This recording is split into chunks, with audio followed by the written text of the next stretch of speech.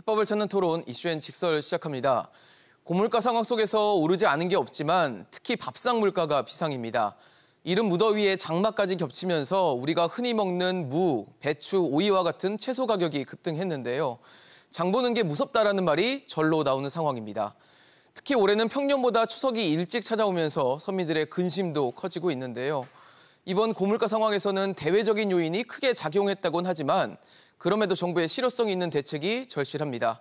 그럼 고물가 상황, 대책은 있는 건지 오늘 자세히 이야기 나눠보도록 하겠습니다.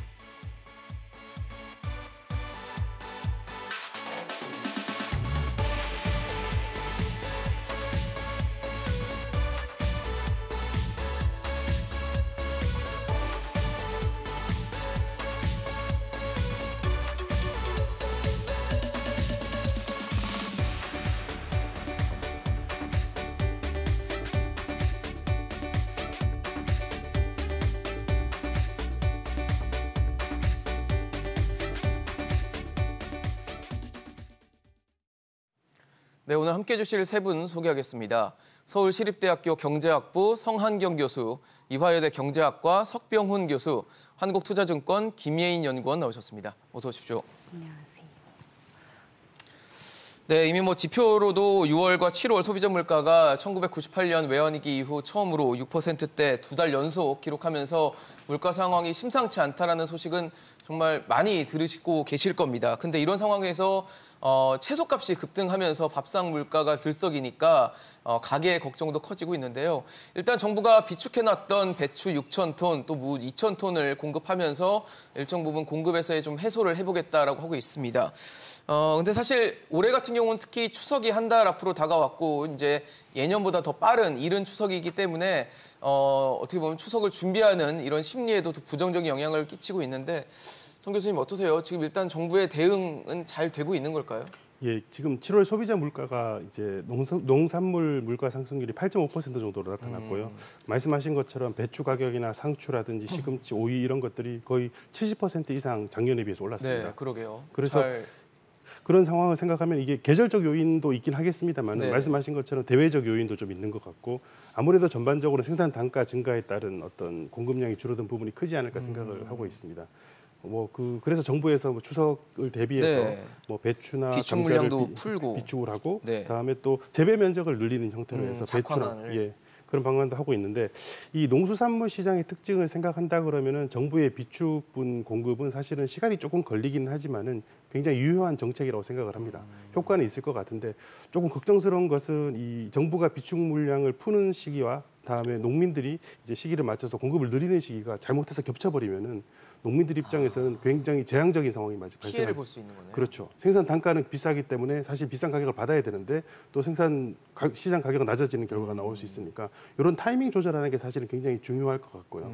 근데 이게 과거에 실패한 적이 있었던 것 같아요. 그러니까 제가 걱정스러운 건 그런 부분에 대한 타이밍 조절이 좀 필요한 것 같은데 어쨌든 그럼에도 불구하고 지금 워낙 체감 물가가 7.9% 정도 돼서 워낙 높기 때문에 정부 이런 정책이 필요하고 단기적으로나마 어쨌든 실효성 있는 정책은 아닌가 생각을 하고 있습니다. 근데 사실 농산물, 특히 축산물 이런 것들은 그 음식이잖아요. 그래서 아무래도 이제 보관할 수 있는 기한도 분명히 정해져 있을 텐데 이게 말씀해주신 것처럼 비축 물량을 푸는 것과 그러니까 농업계에서 그 물건을 푸는 시기를 타이밍 조절하는 게 가능한 얘기인가요?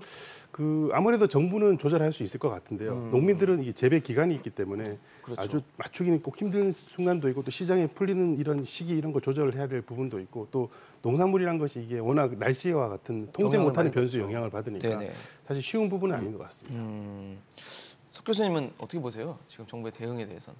일단은 정부의 대응 방식이요. 가격을 왜곡시키려고 하는 게 아니라기보다는 일단은 작금의 그 가격 상승 현상이 폭염, 그다음에 지금 잦은 비, 장마로 인한 잦은 비로 채소나 과일 가격 상승이 주로 이 하우스에서 재배하는 품목보다는 이 노지, 야외에서 재배하는 게 지금 공급이 부족해가지고 가격이 상승하는 거거든요. 그래서 이걸 갖다 이제 시장 원리에 기반해서 정부에서 비축하고 있는 물량을 풀어서 공급을 늘리거나 아니면 이제 수입을 해서 공급을 늘리는 방향, 공급을 늘려서 가격을 낮추겠다.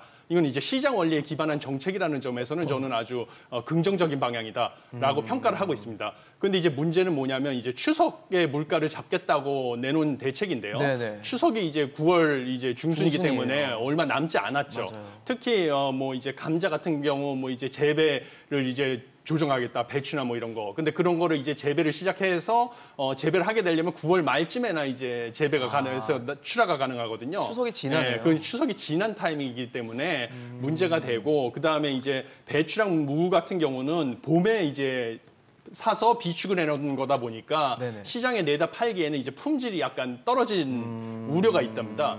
그래서 이런 점에서 이제 추석 물가를 잡기에는 어렵지 않을까 하는 우려가 있습니다. 추석 물가 잡기에는 좀 어려울 것이다. 김예인 연구님 어떠세요? 지금 말씀해 주신 것처럼 추석이 얼마 안 남은 상황이다 보니까 이게 잘 될까 좀 의문이 들거든요. 일단 정부 대책 내놓은 게 지금 채소 이야기이기 때문에 예. 채소 값부터 좀 보게 되면은 네네. 저는 지금 물가 상승률을 저희가 원래 전년 동기 대비로 많이 보잖아요. 근데 그렇죠. 지금처럼 물가 상승 속도나 이런 변동성이 클 때는 저희는 그 전월 대비로 해서 이제 많이 보는데요. 한 달 전 거랑 네네네. 비교해요. 근데 보게 되면 7월 소비자 물가가 전월비 0.5% 올랐는데 네. 그 0.5%를 누가 올렸냐를 보게 되면 네네. 농산물이 0.3%포인트를 기여를 했습니다. 근데 이 농산물이 소비자 물가 지수에서 차지하는 비중, 그러니까 쉽게 말하면 이제 소비자 물가 지수라는 거는 여러 물가 지수를 가중 평균해서 산출한 숫자인데 그 가중치가 5%가 안 돼요. 그러니까 5%가 안 되는 애가 절반 이상의 물가 상승 기여도를 갖고 왔던 거고, 그래서 이제 지금 7월 물가가 나온 이후에 예. 지금 채소값 이야기가 많이 나오고 있는 네. 것인데요. 그럼 이제 채소 중에서도 누가 많이 올랐냐를 보게 되면 배추가 30% 정도, 그리고 상추랑 시금치는 2배가 됐더라고요. 한 달 사이에 2배가 된 한 달 거죠. 사이에요? 네네네. 와. 근데 이게 왜 그러냐면 그러니까 기후 때문입니다. 얘네는 네네. 다 이제 저온에서 자라는 식물이기 때문에, 근데 고온 고습한 날씨가 지금 그러니까 되게 이른 시점이죠. 7월부터 오게 되면서 맞아요. 이게 보통 8월부터 이런 모습들이 나타나요, 계절적으로. 근데 이게 좀 더 빨리 가시화된 거고, 그래서 고온 고습한 날씨가 결국 사실 문제이기 때문에 이게 8월까지 사실 지속될 여지가 높잖아요. 네네. 그래서 정부의 정책의 효과를 앞으로 추가 물가 상승폭을 약간 제한하는 여지는 있겠으나 어떤 네. 채소류 가격을 뭐 이렇게 확 진정시킬 정도는 어려울 것 같고, 그리고 추석 물가까지 생각을 한다면 사실 추석에는 채소 뿐만이 아니라 뭐 과일, 육류, 수산물 여기에 대한 소비가 다 그렇죠. 늘어나는 시기이기 맞아요. 때문에 이게 계절적으로 추석 전에 농축수산물 그 물가가 오르는 경향이 뚜렷합니다. 그러니까요. 그래서 추석을 앞두고 이 농축수산물 쪽에서 물가 상방 리스크가 우세하다라고 보는 거는 조금 좀 자연스러운 시간인 것 당연할 수밖에 같습니다. 없다. 네. 앞서 저희가 보여드렸던 뭐 여러 가지 채소류에 대한 가격은 이제 전년 동기 대비로 지난해 거랑 비교했었는데 앞서 말씀 주신 한 달 전이랑만 비교를 해도 뭐 상추 같은 경우 2배가 됐다라고 하니까 시장에서 장을 보는 특히 주부들이나 장을 보러 가시는 분들 입장에서는 좀 굉장히 놀랄 만한 가격들을 보시게 되는 것 같아요, 보니까. 근데 지금 사실 정부가 여러 가지 대안을 내놓는 것 중에는 비축 물량을 푸는 것도 있지만 수입 물량을 통해서 해결하는 부분들도 있어요. 그래서 특히 5개월 만에 뭐 우크라이나에서 곡물이 수출이 되면서 식량 위기가 이제 어느 정도 좀 해소될 수 있다, 이런 기대감이 나오는데 이 얘기를 좀 보니까 3분기에 들어올 수입 곡물은 2분기에 계약됐던, 그러니까 과거에 계약됐던 분량이 풀리는 건데 2분기에는 가격들이 좀 계약 가격들이 좀 높았던, 그러니까 뭐 파종 지연이나 이런 것들 때문에 가격이 높았던 시기라 이런 것들이 2분기 계약됐던 비싼 것들이 들어오면 과연 물가가 해소될 수 있는 건지 이런 의문이 좀 들거든요. 좀 쉬운 일은 아닐 것 같고요. 먼저 우리나라 상황을 보게 되면 우리나라가 곡물 수입국으로서 전 세계에서 7위 정도 차지하는 국가입니다. 수입국이요? 예, 그래서 굉장히 많이 수입하는 나라고 네. 식량 자급률은 45.8%고 곡물 자급률은 20.2%밖에 되지 않습니다. 그래서 사실은 이렇게 굉장히 빠르게 곡물 수입을 많이 증가시키고 있는 네. 나라인데 이제 한국농촌경제연구원에서 분석을 해보니까 3분기 곡물 수입 단가가 아마 15.9% 정도 증가할 것이다라고 전망을 했고요. 2분기보다 오르는 거죠? 예. 그리고 2분기 말씀하신 것처럼 2분기에 계약한 분량이 3분기에 들어오기 때문에 밥상 물가가 3분기에 높을 것은 지금 굉장히 예상된 당연한. 상황이라고 볼 수 있습니다. 관련해서 그 지난달에 대외경제정책연구원에서 발표한 그 보고서가 하나 있는데요. 이제 글로벌 인플레이션의 국내 전가와 시사점이라는 보고서가 있는데 네. 거기 보면은 우리나라와 교역하는 37개의 무역 상대국의 생산자 물가가 1% 오르면은 우리 3개월이 지난 다음에 우리나라의 그 소비자 물가가 환율을 고려하지 않고 0.24% 오른다고 되어 있거든요. 근데 지금 OECD 국가 어제 발표된 OECD 국가들의 6월 평균 물가 상승률이 한 10.3% 정도 됩니다. 우리보다 훨씬 높습니다. 사실은 일부 국가들이 굉장히 바이어스를 만들어내는 게 있어서 그래서 일단 물론 우리의 제일 교역국이 중국이니까 그런 점을 중국은 물가 상승률이 6.1%예요. 생산자 물가 상승률이. 그래서 그런 점을 생각하면은 이거로 인한 효과가 우리나라의 물가 소비자 물가는 2% 정도는 견인할 것 같고요. 그 외에 다른 요인들도 많이 겹치니까 아마 정부에서 예상하기로는 6% 정도 이제 올라가지 않을까 생각을 하고 있는 것 같습니다. 현재 상황에서. 부정적인 전망이 나왔는데 어떻게 보세요, 석 교수님? 예, 저도 성 교수님 의견에 동의합니다. 동의하세요? 크게 세 가지 이유를 들 수가 있는데요. 네네. 첫 번째는 이제 이환승 앵커님께서도 지적해 주셨다시피 네네.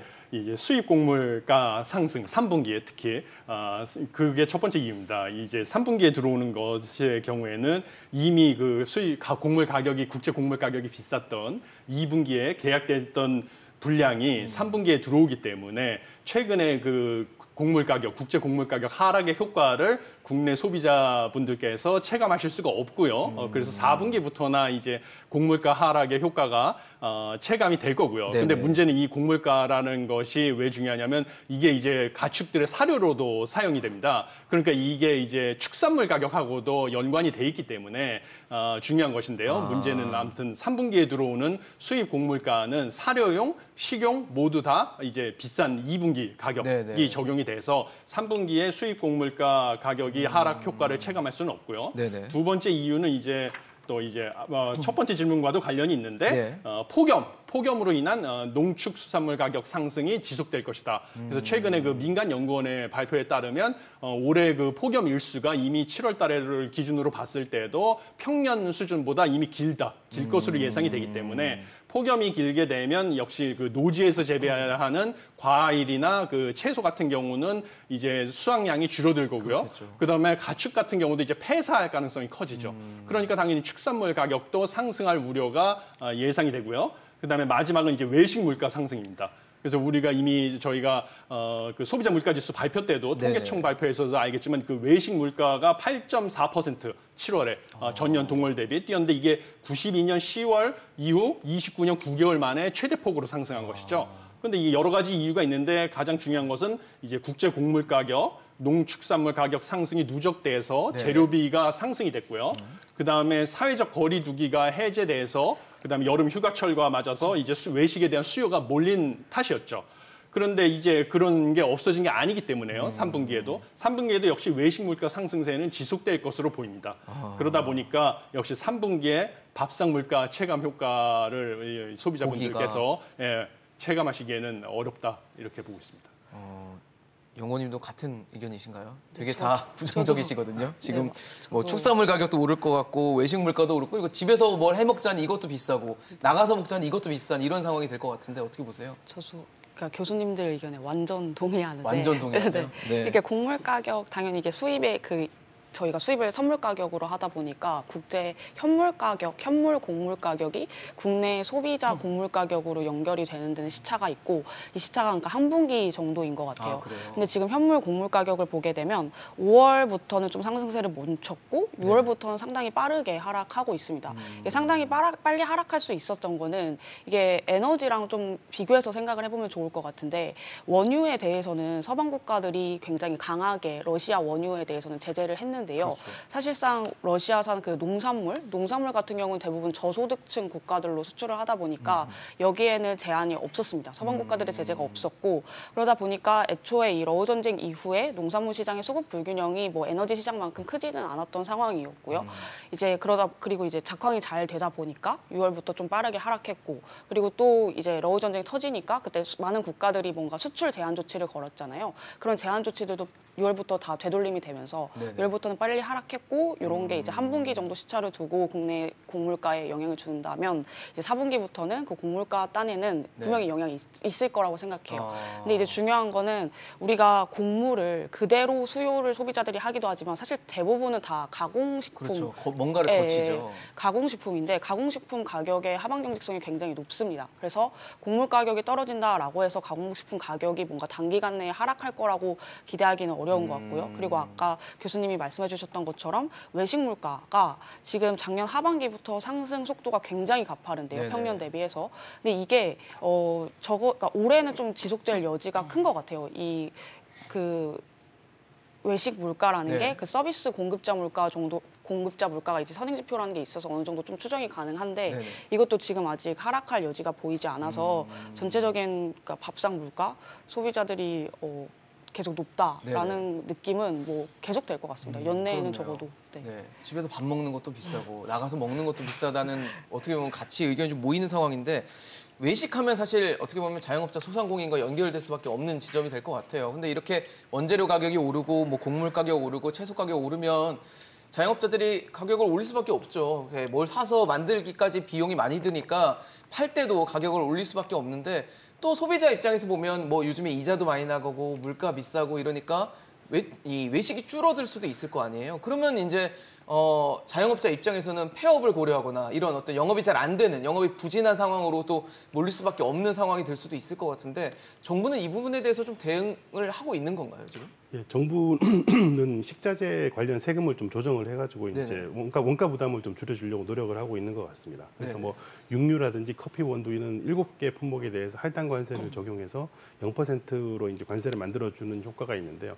근데 그게 조금 그 논란이 소지가 있는 부분이 있습니다. 예를 들자면은 커피 원두 같은 경우에 할당 관세로 0%를 만들어 줬지만은 우리가 주로 커피 원두를 많이 수입하는 콜롬비아 같은 경우에서는 사실은 이미 FTA를 통해 서 관세를 부과하고 있지 않거든요.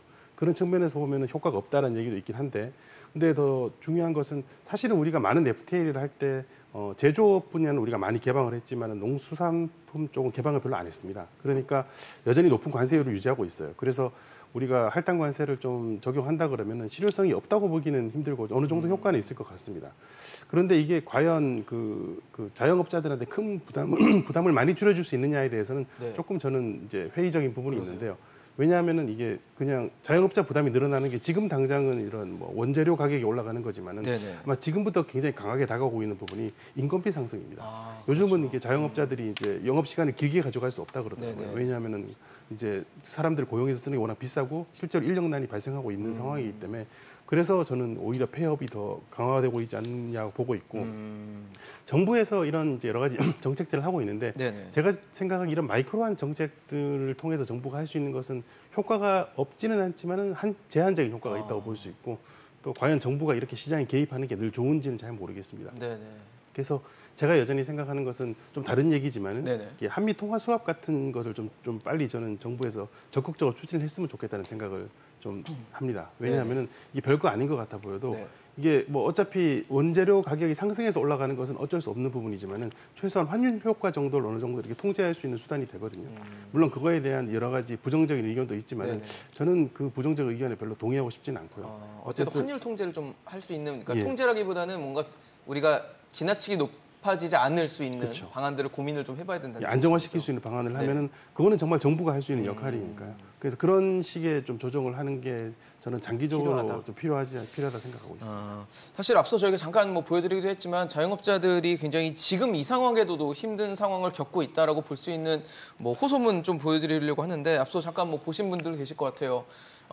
치킨집인 것 같습니다. 사장님의 호소문인데 주인 욕심 없다. 가격 다 오르고 너무 오르는데 제 월급은 계속 떨어진다. 그러니까 벌이가 계속 떨어지고 있다. 뭐 이런 얘기신 것 같아요. 그래서 통닭 가격을 조금 올린다라는 얘기를 써놓으셨어요. 아마 뭐 치킨 가격 요즘에 너무 비싸다, 뭐 2만 원 갖고도 못 먹는다, 뭐 이런 얘기가 나오니까 이제 그 부분에 대해서 이제 이런 절실함을 좀 드러내신 것 같은데 저런 거 보면 정부가 좀 정말 실효성 있는 대책을 좀 내놔야 되는 거 아닌가라는 생각이 들거든요. 예.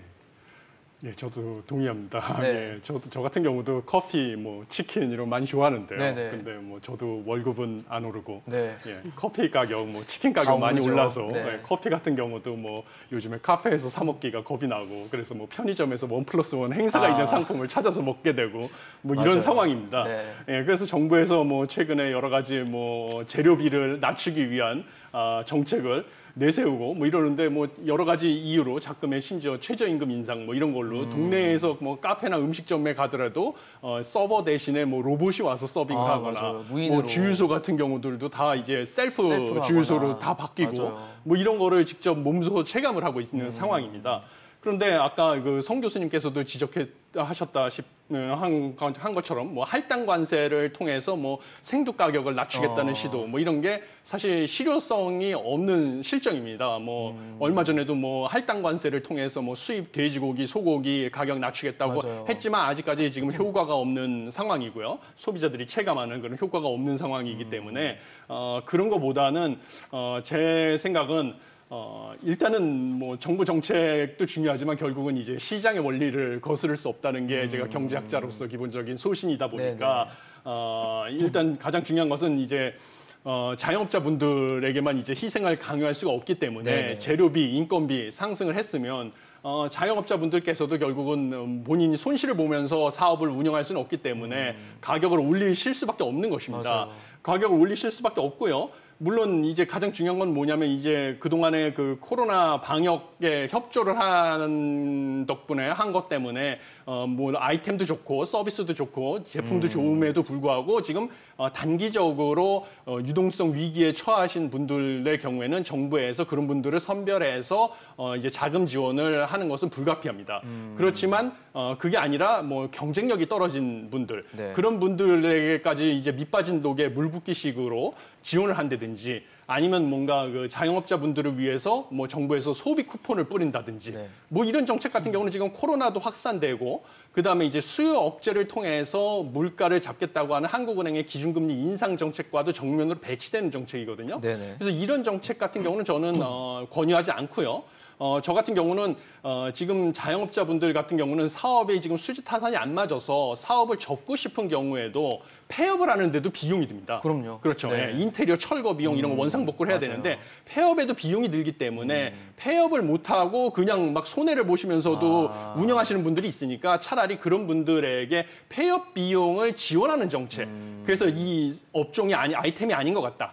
그러면 차라리 폐업을 빨리 하시고 끊어낼 수 있게. 새로운 아이템 전환할 수 경쟁력인 있게. 아이템을 전환할 수 있게 폐업을 원활히 하는 정책을 정부에서 오히려 지원을 하는 것이 효과적인 것이 아닌가 이런 생각을 해봅니다. 폐업의 부담도 줄여줄 그렇죠. 필요가 있다까지 말씀을 주셨는데 김혜인 연구원님께는 저걸 여쭤보고 싶어요. 새 출발 기금을 좀 여쭤보고 싶어요. 사실 네. 최근에 뭐 자영업자 소상공인이 굉장히 어려운 상황이고 그래서 코로나 시기에 금융 지원들을 많이 했는데 이제 뭐 그런 유예나 상환 절차들을 이제 종료하는 시점이 되니까 새 출발 기금이라고 해서 이제 자영업자들의 뭐 어떻게 보면 빚을 좀 탕감해주는 그런 부분을 추진하겠다, 9월에 시행하겠다라는 건데 좀 논란이 있어요. 또 이것도 도덕적 해이라든지 뭐 이런 논란이 있고 이러다 보니까 이걸 좀 어떻게 시행이 돼야지 정말 자영업자들에게는 도움이 되면서 이런 어떤 사회적으로도 지원을 좀 갖고 동의를 받을 수 있는 대책이 될 수 있을지 궁금하거든요. 사실 뭐 교수님 방금 말씀해주신 거에 약간 연장선인 것 같아요. 연장선인 것 같은데 일단 새 출발 기금을 어떻게 바라봐야 될까를 좀 생각을 해봐야 될 것 같은데 네네. 이게 저는 그러니까 기존의 금융 지원들이 뭐 대출 만기 연장 이 정도 뭐 이자 부담 완화 이런 거였다면 이제 조금 그 원리금을 건드려가지고 네. 이런 금융 지원을 약간 강화하는 측면 정도로 생각을 하고 있습니다. 이 원금 같은 경우 지금 탕감 이런 얘기가 나오면서 사실 논란이 많은데 그 지금 아직까지 정부가 세부 사항을 공개하지 않은 상태에서 지금까지 말하는 건 원금까지 탕감받을 정도는 굉장히 그런 사람은 거의 없다. 네. 약간 그렇게 이야기하고 있거든요. 그러니까요. 그래서 그거는 아직 지켜봐야 될 문제인 것 같고요. 근데 이런 금융 지원을 떠나서 일단 코로나 이전부터 우리나라 자영업은 경쟁력이 조금 부족했던 걸로 알고 있어요. 그러니까 공급 과잉이었고. 그래서 이런 부분에서 좀 구조조정이 이루어질 수 있는 그런 부분들을 고려해야 될 것 같고 그게 아까 교수님께서 말씀해 주신 어떤 그 폐업을 할 수 있게 도와주는 그런 것도 하나일 것 같고요. 네. 근데 더 나아가서 자영업자들이 스스로 자생력을 가질 수 있도록 어떤 약간 컨설팅 같은 것도 조금 그쪽의 지원도 한번 뭔가 확장해 보면 좋지 않을까. 요 정도 생각을 해봤습니다. 네. 말씀하신 대로 자영업자 분들 중에 물론 계획과 아주 설계를 잘 해서 도전하시는 분들도 많지만 뭐 퇴직을 하거나 어쩔 수 없이 이제 약간 울며 겨자 먹기식으로 계획이 없다 보니까 자영업을 하게 되시는 경우도 있거든요. 뭐 그냥 치킨집 하고 커피 하시다가 그럼 또 다시 뭐 폐업을 하게 되는 뭐 이런 악순환의 고리가 있기 때문에 컨설팅이나 뭐 폐업 지원도 필요하다는 얘기까지 주시는데 일단 새출발기금 지금 뭐 빚 내도 되게 만드는 거냐, 성실히 갚는 사람은 뭐냐 이런 식의 비판을 받고 있어요. 어떻게 보십니까? 이게 조금 이제 정부에서는 원금 탕감 부분 관련돼서는 20년에 걸쳐서 다시 받을 것이기 때문에 괜찮을 것이다라고 얘기하는데 맞아요. 사실 그 사이에서의 도덕적 해이도 여전히 발생할 수 있거든요. 뭐 당장 갚을 수 있는 돈을 갚지 않고 밀어버리는 경우가 생길 수 있으니까. 그렇죠. 그래서 일부러 도움을 받는. 예, 일부러 그렇죠. 도움을 받는 그런 네. 경우도 있고 제가 생각하기에 그보다 더 심각한 문제는 이게 뭐냐면은 새출발 기금을 정부에서 발표를 하면서 이 부담을 사실은 지자체의 신용 보증에 떠넘겼습니다. 그래서 사실 정부에서 중앙 정부에서 하는 것처럼 보이지만 지자체의 신용 보증에서 결론적으로 이걸 책임져야 되는 상황으로 가게 돼 있거든요. 근데 이게 이런 과정에서 지자체랑 전혀 협의를 하지 않은 것처럼 지금 나타나 있어요. 정부에서 일단 발표를 하고 이렇게 할 거니까 지자체가 좀 도와달라고 되어 있는데 거군요. 사실은 지자체 입장에서도 그 코로나 대응으로 인해서 재정 여력이 많이 지금 소진된 상태고 또 이런 것을 그냥 지자체 부담으로 넘겨버리면은 이게 만일에 잘못됐을 때 정말 궁극에 가서는 지자체 재정에 악영향을 줄 수 있는 부실화될 수 있는 부실화될 수 있는 영향이 충분히 있다고 생각하고요. 그래서 이런 것을 하려면 좀 제 개인적으로는 좀 사전에 충분히 지자체랑 협의를 해서 의견을 만들어내면 좋은데 먼저 중앙정부에서 발표해버리고 이제부터 지자체랑 협의를 하겠다 이런 식의 어떤 얘기가 나오고 있는 것은 요즘 최근에 가장 문제가 되는 그 취약 연령 낮추는 문제처럼 뭐 이렇게 발표해놓고 네. 이렇게 좀 하는 모습은 별로 바람직해 보이지 않고요. 그래서 이거를 그냥 지금 그대로 가버리면 잘못하면 폭탄 돌리기를 중앙정부에서 지방정부로 넘기는 모습이 될 수 있거든요. 그러지 않도록 잘 협의해서 이제 어떤 그 패키지를 만들어내는 게 굉장히 중요하지는 않을까 싶고요. 저는 좀 이 부분에 있어 보면 정부에서 특히 이제 그 행정부 쪽에서 이게 그 좀 너무 안일하게 대처한 게 아닌가 싶은 걱정도 많이 되긴 합니다. 왜 원래는 협조를 하고 뭔가 전체적으로 이렇게 시스템이 된다라는 걸 당연히 이해를 구하고 동의를 하고 뭐 설계를 다 한 다음에 국민들에게 발표하고 국민들이 그걸 이용할 수 있게 혹은 고민할 수 있게 만들어줘야 되는 거 아닌가요? 예, 그렇죠. 네. 예, 저도 그 구체적으로 어떤 방식으로 이 정부가 정책을 발표하게 됐는지 그 경위는 저는 자세히 모르겠는데요. 예.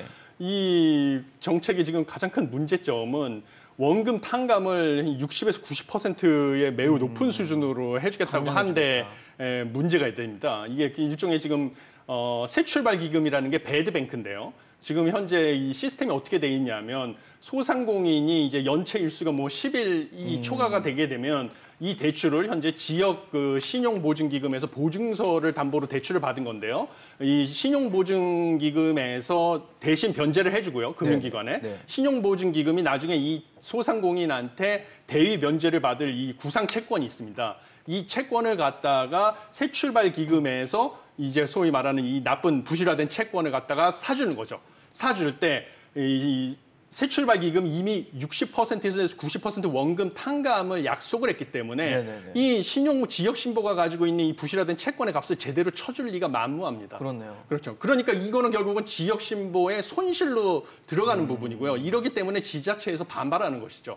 반발을 할 만한데요? 네, 부실 채권을 네. 가격을 제대로 안 그러니까요. 쳐줄 게 뻔하니까. 헐값에 네, 헐값을 하면 사게 뻔하니까. 피해를 볼 게 네. 뭐 불가피할 것 같은데. 그렇죠. 그렇지만 이제 생색은 중앙정부에서 중앙정부에 내고 내는 거, 더 도와주는 거다. 그렇죠. 예, 그래서 이게 지금 반발이 심한 것 같고요. 그렇기 때문에 결국은 이 60에서 90%의 매우 높은 수준의 원금 탕감 비율을 줄이는 게 이게 도덕적 해이 문제도 해결이 되고 그다음에 이 지방 정부랑 지역 신보의 손실 부분 문제도 해결이 되는 거기 때문에 이게 가장 중요하고요.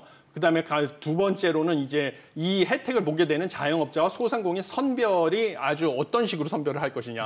그렇죠? 회생 가능성이 있는 정말 생산성이 뛰어난 소상공인에게만 이런 혜택이 갈 수 있게. 안 그러면 이 밑빠진 독에 물 붓기 식이 될 수가 있으니까요. 이 두 가지 원칙이 가장 중요하다고 봅니다. 네.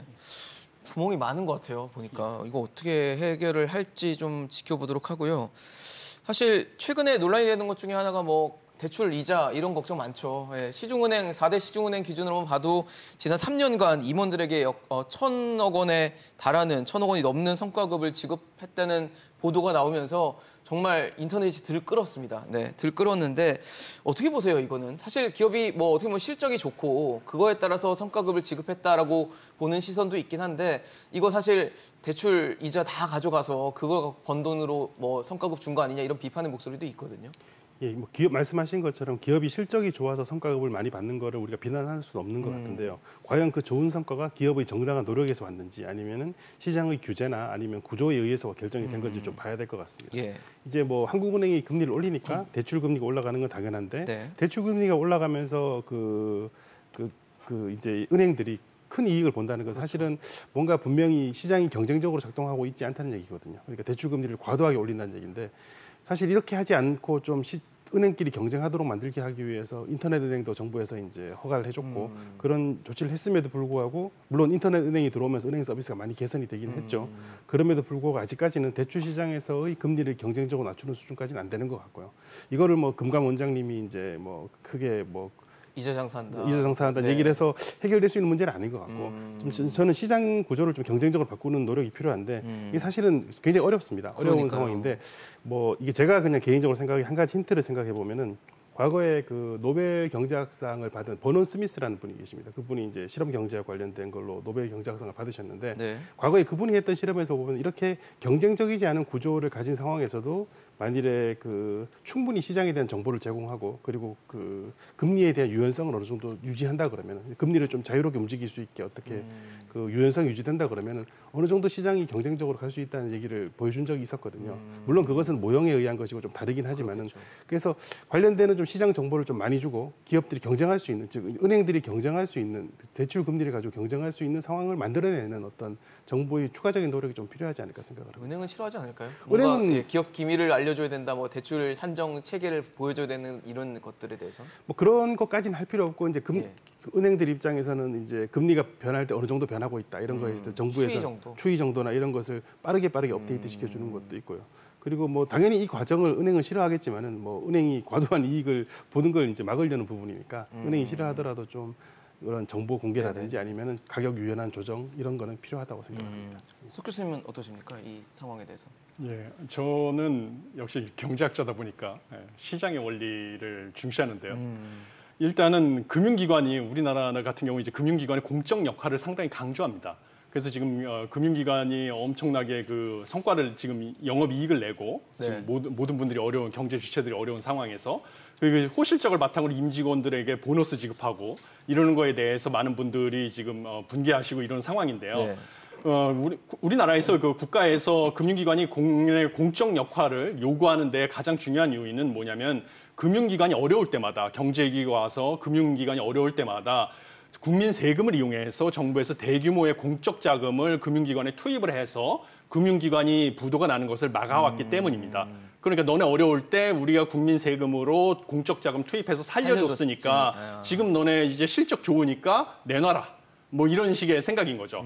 그런데 이제 금융산업이 어려울 때 공적 자금을 투입했었던 것은 이유가 있습니다. 왜냐하면 금융산업이라는 것은 실물 경제에 엄청난 파급 효과를 가지고 있습니다. 그래서 금융산업이 실물 경제 소비, 투자 등 경제활동 전반에 걸쳐서 막대한 영향을 미치기 때문인데요. 그래서 금융기관이 도산하고 금융산업이 붕괴가 될 경우에는 소비도 붕괴가 되고 투자도 붕괴가 돼서 경제 위기가 찾아오기 때문입니다. 그래서 이런 것을 막기 위해서 금융산업 붕괴 위기 시에 정부가 공적 자금을 투입해서 살리는 건데요. 이게 바로 정부가 금융감독원을 설립을 해서 금융기관의 각종 규제를 하는 이론적인 근거가 되는 것입니다. 그렇지만 정부의 이 규제는 오로지 이 공적 자금 투입을 막기 위해서 금융기관이 건전성을 유지하는 데에만 한정이 되어야 되는 것입니다. 그게 정부의 규제의 원칙인 것이죠. 그러다 보니까 금산분리를 해라. 그리고 자기 자본 비율을 맞춰라. 뭐 이런 식으로 규제를 하는 것이지 뭐 서민 금융을 지원해라. 이러면 오히려 금융기관의 부실화가 될 수가 있는 거죠. 신용도가 낮은 사람들한테 저리로 돈을 많이 빌려줘라. 이렇게 정부가 나서서 요구를 하면 서민을 지원할 필요가 있으면 정부가 오히려 정부 재원으로 지원을 해야지 민간 금융기관한테 지원을 해라. 이랬다가 그 서민 대출이 부실화가 되면 금융기관이 오히려 부실화가 돼서 결국은 나중에 나라에서 공적 자금을 투입할 빌미가 되는 거거든요. 그렇네요. 그러니까 이게 잘못된 거죠. 공적 역할을 요구하는 게 이론적 근거가 잘못된 거죠. 그렇기 때문에 정부의 역할은 오히려 공적 자금 투입의 빌미가 될 그런 부실한 경영을 막는 데 감시하는 역할에 한정돼야 되고요. 네네. 그다음에 최근에 금융기관에서 이렇게 호실적이 난 거는 금융기관이 단순히 이자 장사를 해서만 호실적이 난 게 아니고요. 일단 금리가 인상하는 시기에는 경제 내에서 그 이자 비용을 감당하지 못해서 대출의 연체가 걸릴 그런 한계 차주의 비중이 늘어나기 때문에 이 디폴트에 대한 그 리스크 해치 차원에서 디폴트 프리미엄이라고 하죠. 그래서 이 예대 마진이 늘어나는 것입니다. 당연한 현상이고요. 그런데 이 일부 은행들이 이제 실적이 좋은 이유는 리스크 관리를 잘했기 때문입니다. 그 사람들이 단순히 놀아서 실적이 좋은 게 아니고요. 그 차주들 중에서 이자 비용을 감당 못할 차주들을 선별해내서 조기에 대출을 회수시켰고 이자 비용을 감당할 차주들만 남겨놨기 때문에 그 부도가 난 채권이 없이 그 실적을 좋게 유지한 겁니다. 네네. 그러면 이런 좋은 실적을 바탕으로 그들이 직원들에게 정당한 보상을 하고 주주들에게 뭐 배당을 한다든지 이런 거에 대해서 정부가 나서서 이러지 마라, 뭐 사회에 환원해라 이렇게 요구한다는 것은 결국은 시장 경제 원리에 배치되는 것이 아닌가 이런 생각을 하고 있습니다. 지금 석 교수님 말씀 주셔서 좀 여쭤보고 싶은 게 정유사도 최근에 실적이 좋아요. 그래서 횡재세라고 초과 이윤에 대해서 이제 세금을 매기는 방식에 대한 얘기도 또 정치권에서 나오는데 이게 아까 말씀하신 그런 방향과 그렇죠. 또 일치하는 부분이 있거든요. 일치하는 수익 부분이죠. 봤으니까 돈 내놔 이런 식의 얘기인데 이거는 어떻게 보세요? 저도 이제 한마디로 이 게임의 법칙을 정하려면 네네. 게임이 시작하기 전에 정해야 된다 이런 생각을 합니다. 저희 어렸을 때 초등학교 시절에 뭐 친구들이 모여서 윷놀이를 한다든지 이런 네네. 게임을 하다 보면 제가 더 잘하고 뭐 이러면 자기가 뭔가 불리하다 이러면 갑자기 게임의 룰을 법칙을 만들어요. 바꾸자 막 네. 이러고 우기는 친구들이 있어요. 자기가 유리한 방향으로 바꾸자. 맞아요. 이런 거와 뭐가 다른지 이런 생각을 하게 됩니다. 그래서 지금 갑자기 뭔가 국제 유가 상승으로 인해서 그 마진율이 올라가서 좋아졌어요. 한시적으로 수익 예상치 못하게 수익이 좋아졌다. 정유사들이 그랬다고 해서 이제 그 비용을 뭐 사회에 환원을 해라 이렇게 요구를 하면 또 예상치 못하게 뭐 국제 유가가 하락한다든지 이래서 정유사가 수익이 안 좋아졌을 때 손실을 그러면 봤을 때. 손실을 보상해줘야 달라고 정유사가 요구할 빌미가 되는 것이죠. 그럼 그때는 또 이제 국민 세금으로 공적 자금을 정유사에 투자해줘야 되는데 투입해줘야 되는데 그럴 아무런 이론적 근거가 없죠. 없다. 경제학적으로. 그러니 때문에 이것도 게임을 시작하기 전에 게임의 법칙을 정해야 된다. 네. 뭐 이런 식의 생각을 하고 있습니다. 영원님은 어떻게 보세요? 횡재세는? 저도 되게 형평성에 많은 부분 어긋나는 측면이 있다고 생각해요. 그러니까 산업 간에서도 보면은 이게 에너지 회사들한테만 약간 이중 과세를 하는 격이 되는 거고, 그리고 안 좋았을 때, 그러니까 단적으로 2020년도에 유가가 마이너스가 갔고 그때 막 엑소모빌이 다우지수수 빠지고 그 정도로 그렇죠. 에너지사들이 힘들었을 때 그들이 특별한 혜택을 누리지 않았는데 좋을 때만 더 내라.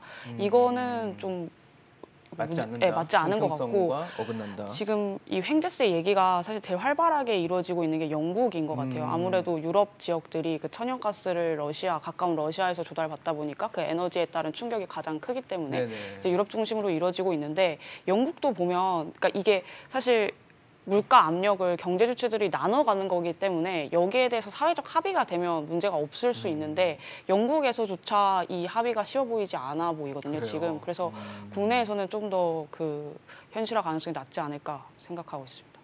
두 분이 의견이 비슷하세요. 성 교수님께는 저것 좀 여쭤볼게요. 아무래도 이제 물가 얘기하다 보면 금리 얘기할 수밖에 없어서 한국은행이 이제 8월에 금통위를 앞두고 있고 7월에서는 이제 빅스텝을 밟았는데 빅스텝 밟았던 그 회의에 의사록이 나왔더라고요. 근데 의사록을 보니까 일단 물가 대응에서는 뭐 한 목소리긴 한데 금리 인상 속도를 보고는 좀 이견이 있는 것 같더라고요. 그래서 혹시 향후 이제 혹은 8월 혹은 그 이후 10월과 11월까지 해서 향후 금리의 어떤 인상이나 아니면 금리의 움직임들에 대해서 어떻게 좀 전망하고 계십니까?